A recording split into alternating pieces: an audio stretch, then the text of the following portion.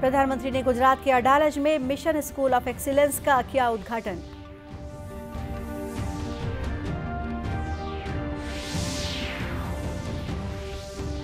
केंद्रीय खेल मंत्री ने नई दिल्ली में स्वच्छता अभियान का किया शुभारंभ। प्रदेश में एनएसएस और शैक्षणिक संस्था मिलकर चला रहे हैं स्वच्छता अभियान।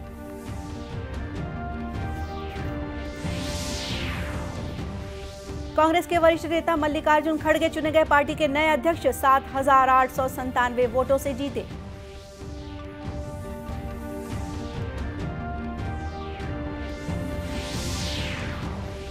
और 22वीं राज्य स्तरीय शालेय क्रीड़ा प्रतियोगिता आज से कवर्धा में शुरू। प्रतियोगिता में 5 जोन के 890 खिलाड़ी ले रहे हैं हिस्सा।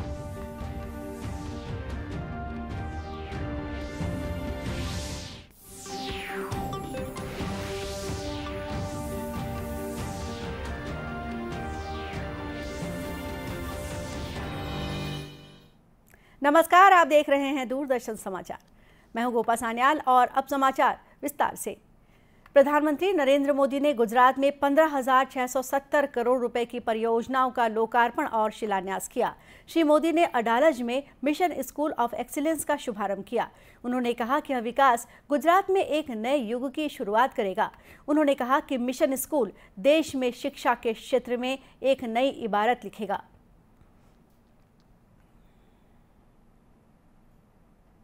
हाल ही में देश ने मोबाइल और इंटरनेट की 5th जनरेशन यानी 5G के युग में प्रवेश किया है।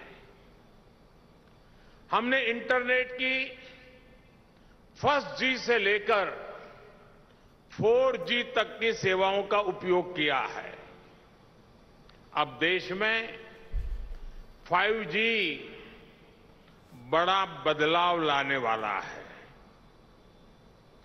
हर जनरेशन के साथ सिर्फ पीढ़ी नहीं बढ़ी है, बल्कि हर जनरेशन ने टेक्नोलॉजी को, जीवन को करीब से करीब हर पहलू के साथ जोड़ा है।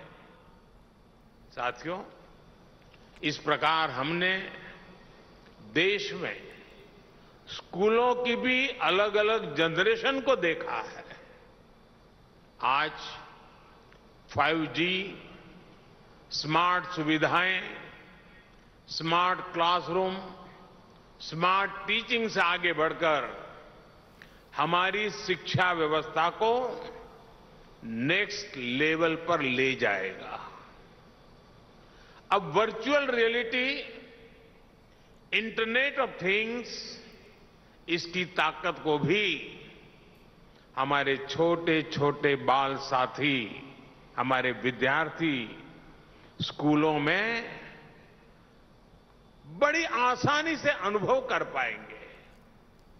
मुझे खुशी है कि इसके लिए गुजरात के इस मिशन स्कूल ऑफ एक्सीलेंस के तौर पर गौरतलब है कि प्रधानमंत्री आज से 2 दिवसीय गुजरात प्रवास पर हैं। गुजरात के गांधीनगर में आज से रक्षा प्रदर्शनी 2022 की शुरुआत हुई। प्रधानमंत्री नरेंद्र मोदी ने इस प्रदर्शनी का उद्घाटन किया। इस मौके पर श्री मोदी ने कहा कि भारत रक्षा क्षेत्र में मजबूत इरादे, नवाचार और कार्यान्वयन के मंत्र पर आगे बढ़ रहा है। पिछले 8 वर्ष में भारतीय रक्षा उत्पादों का निर्यात 8 गुना बढ़ा है। उन्होंने कहा कि ये देश का ऐसा पहला डिफेंस एक्सपो है जिसमें केवल भारतीय कंपनियां ही भाग ले रही हैं। इसमें केवल स्वदेश निर्मित रक्षा उपकरण ही शामिल हैं। कार्यक्रम को रक्षा मंत्री राजनाथ सिंह ने भी संबोधित किया। पाथ टू प्राइड इस एक्सपो की केवल थीम भर नहीं है, बल्कि एक नए भारत का एक नया उद्देश्य भी है। अमृतकाल के प्रारंभ में इस डेफ एक्सपो का आयोजन अगले 25 वर्षों में राष्ट्र की सुरक्षा और दुनिया के लिए डिफेंस मैन्युफैक्चरिंग हब बनने के हमारे मजबूत संकल्प को भी यह दर्शाता है। डिफेंस एक्सपो एक आकांक्षी भारत और आत्मनिर्भरता की ओर आगे बढ़ रहे भारत का एक विशिष्ट प्रतीक है।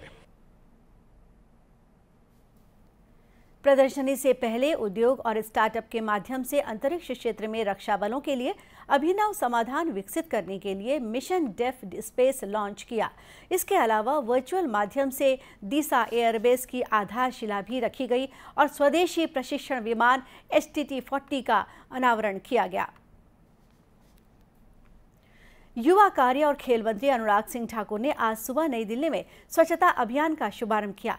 इसका उद्देश्य युवा कार्य और इससे संबंधित संगठनों द्वारा स्वच्छ भारत मिशन के प्रयासों को एकीकृत करना है और स्वच्छ भारत अभियान में बड़े पैमाने पर जनता की भागीदारी सुनिश्चित करने के लिए गतिविधियों में तेजी लाना है। इधर प्रदेश में भी स्वच्छता अभियान में योगदान दिया जा रहा है। रायपुर नगर निगम के ऑक्सीजोन रायपुर में राष्ट्रीय सेवा योजना के 200 से ज्यादा स्वयंसेवकों ने सफाई कर सिंगल यूज प्लास्टिक का कचरा इकट्ठा किया। इसी तरह सभी संस्थानों द्वारा अपने अपने क्षेत्र में फ्रीडम रन और स्वच्छता का कार्यक्रम आयोजित किया जा रहा है। पंडित रविशंकर शुक्ल विश्वविद्यालय भी इस महीने स्वच्छता अभियान चला रहा है। कुलपति केसरी लाल वर्मा ने कहा कि शहर को स्वच्छ रखने के लिए ये अभियान चलाया जा रहा है। हमारी जिम्मेदारी है कि हम अपने शहर को स्वच्छ रखें, हमारे आसपास को स्वच्छ रखें और हमारे इन बच्चों के माध्यम से, NSS के बच्चों के माध्यम से हम अपने शहर को स्वच्छ रखना चाहते हैं और इन बच्चों में एक आदत होगी, एक संस्कार पैदा होगा कि वे अपने आसपास के क्षेत्र को साफ सुथरा रखेंगे, अपने घर को साफ सुथरा रखेंगे। और ऐसा ही अगर हम अपने लगातार प्रयास करेंगे तो आसपास के क्षेत्र से बढ़ते हुए हम रायपुर शहर को हम स्वच्छ रखना चाहते हैं, बहुत सुंदर रखना चाहते हैं। तो स्वाभाविक है कि अगर हमारी भागीदारी होगी, जनता की भागीदारी होगी, तो वो अभियान जो हम स्वच्छता का चला रहे हैं, हमारा शहर रायपुर स्वच्छता में नंबर 1 आए, इसके लिए हम लोग सब प्रयासरत हैं। राष्ट्रीय सेवा योजना के क्षेत्रीय निदेशक AS कबीर ने बताया कि छत्तीसगढ़ के 8 विश्वविद्यालयों में NSS के 1,40,000 बच्चे स्वच्छता अभियान में अपना योगदान दे रहे हैं। यहाँ पंडित रविशंकर शुक्ल विश्वविद्यालय की संगठन व्यवस्था में भी राज्य स्तरीय ये कार्यक्रम रायपुर में रखा गया है और इसी तरह से जो हमारे विभिन्न विश्वविद्यालय हैं, पूरे छत्तीसगढ़ में 8 मुख्य जो विश्वविद्यालय हैं उसमें हमारे 1,40,000 बच्चे हैं। उनके द्वारा आज ये कार्यक्रम किया जा रहा है जिसमें 1.5 kg ईच वॉलंटियर को टारगेट दिया गया है सिंगल यूज़ प्लास्टिक कलेक्ट करने का। 1 से अभी 19 आज दिनांक तक जो है हमारा मध्य प्रदेश और छत्तीसगढ़ दोनों राज्यों में जो है 5 लाख कूड़ा जो है सिंगल यूज़ प्लास्टिक कलेक्ट किया गया है। तो आज का ये टारगेट है कि 1,60,000 kg का जो है हमें छत्तीसगढ़ से कलेक्ट करना है। वहीं बिलासपुर में भी स्वच्छ भारत मिशन के तहत अभियान चलाया जा रहा है। राष्ट्रीय सेवा योजना की विश्वविद्यालय इकाई द्वारा यहां कचरा संग्रहण का कार्य किया जा रहा है। आज DLS स्नातकोत्तर महाविद्यालय में इसी कड़ी में कार्यक्रम का आयोजन किया गया। NSS के कार्यक्रम समन्वयक डॉक्टर मनोज सिन्हा ने कहा कि केंद्र सरकार के निर्देश पर यह अभियान चलाया जा रहा है और भारत सरकार से ये निर्देश है कि समस्त विश्वविद्यालयों में नगर के स्थानीय इकाइयों को जोड़ते हुए 150 स्वयंसेवकों के साथ विभिन्न वार्डों में जाकर के सिंगल यूज प्लास्टिक का संग्रहण करें। पूरे छत्तीसगढ़ में लगभग 1.5 लाख किलोग्राम प्लास्टिक संग्रहण करने का आज का लक्ष्य है और जिसको हमने आज अपना पूरा किया है। इस अवसर पर रैली और फिट इंडिया रन का आयोजन भी किया गया। कांग्रेस के वरिष्ठ नेता मल्लिकार्जुन खड़गे आज पार्टी के नए अध्यक्ष चुने गए हैं। उन्होंने पूर्व केंद्रीय मंत्री शशि थरूर को हरा दिया है।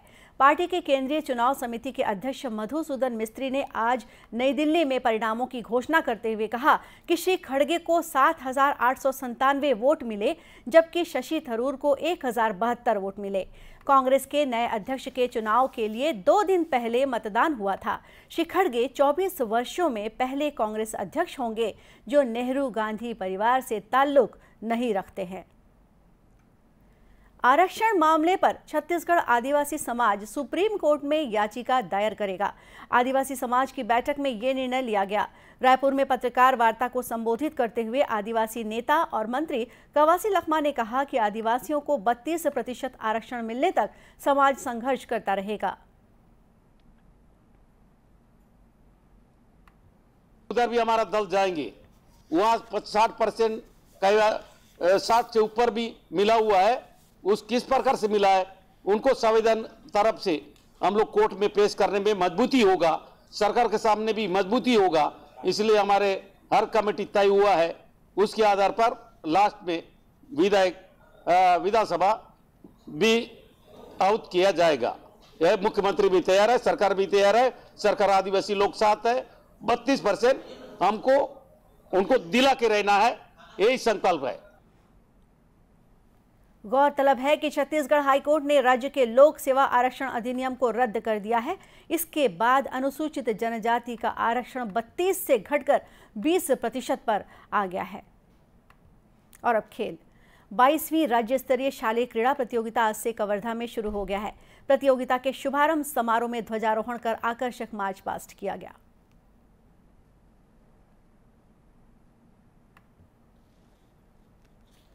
विश्व प्रसिद्ध मेला विवेकानंद आश्रम बांस प्रदर्शन की पहचान इंद्रावती राष्ट्रीय उद्यान बाल महोत्सव बस्तर आज जैसे शिक्षा ग्राम स्वीडन में प्रेम के साथ विदेशी फिल्म करने वाले चंद्रशेखर मंडावी का क्षेत्र जी हाँ बस्तर अपनी प्राकृतिक अद्भुत सौंदर्य के लिए जाना जाता है। प्रतियोगिता में cricket, ball badminton, volleyball, tennis, field archery और ड्रॉप रो बॉल के खेल में विभिन्न आयु वर्ग के प्रतियोगी अपनी खेल प्रतिभा का प्रदर्शन करेंगे। प्रतियोगिता के उद्घाटन अवसर पर क्रिकेट, बैडमिंटन और वॉलीबॉल का मैच खेला गया।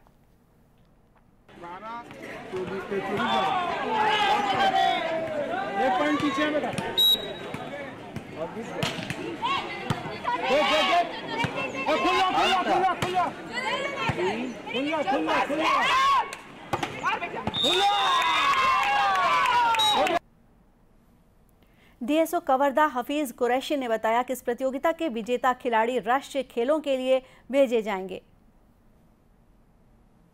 सभी जोन से पांच जोन इसमें सम्मिलित हैं। दुर्ग, रायपुर, बिलासपुर, अंबिकापुर और बस्तर, ये 5 जोन मिला करके हमारे छत्तीसगढ़ की पूरी टीम स्कूल शिक्षा विभाग की यहाँ पर प्रतियोगिता में सम्मिलित हैं। और 5 जोन के लगभग 840 बच्चे और 150 ऑफिशियल्स यहाँ अभी इस कार्य को संपादित कर रहे हैं। इस प्रतियोगिता में 5 जोन के 890 खिलाड़ी और अधिकारी भाग ले रहे हैं।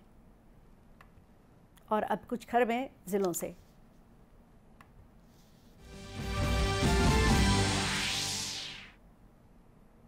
जांजगीर चांपा के चंद्रपुर में भाजपा नेत्री संयोगिता सिंह जुदेव के नेतृत्व में तुलसीडीह से डभरा तक पदयात्रा निकाली गई। पदयात्रा के बाद मुख्यमंत्री के नाम तहसीलदार को ज्ञापन सौंपा गया, जिसमें सड़क निर्माण की मांग की गई। इस पदयात्रा में आसपास के गांवों के लोगों ने भी हिस्सा लिया।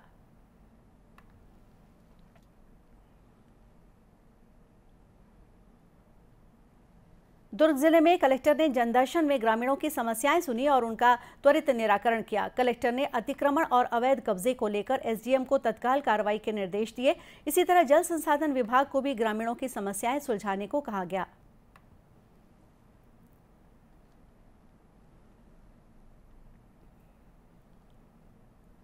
जगदलपुर कलेक्टर चंदन कुमार के निर्देश पर जिला खनिज जांच दल ने विभिन्न क्षेत्रों में औचक निरीक्षण कर रेत और चूना पत्थर के अवैध परिवहन का मामला दर्ज किया।